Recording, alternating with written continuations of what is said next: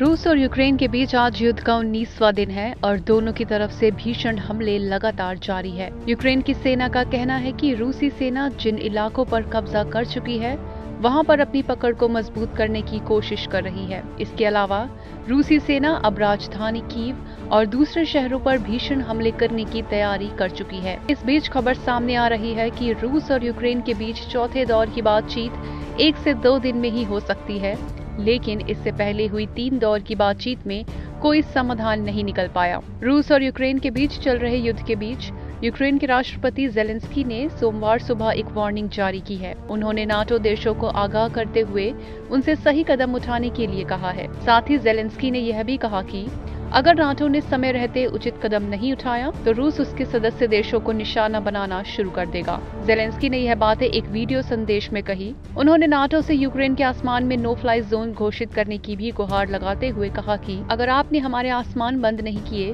तो ज्यादा समय नहीं लगेगा जब रूसी मिसाइलें नाटो के शहरों पर गिरनी शुरू हो जाएंगी। वहीं दूसरी ओर रूस और यूक्रेन में चल रही जंग के बीच एक सवाल उठने लगा है कि क्या रूस पर यूक्रेन भारी पड़ने लगा है। यह बात इसलिए कही जा रही है क्योंकि युद्ध में रूस को चीन की मदद की जरूरत पड़ गई है।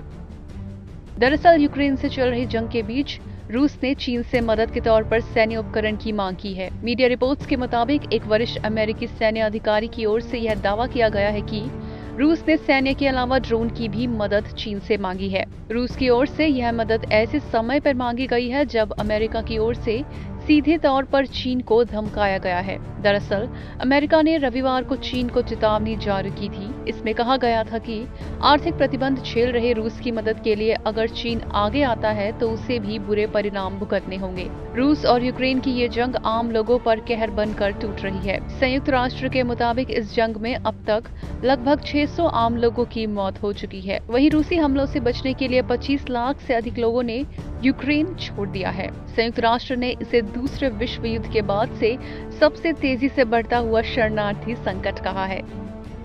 INS report.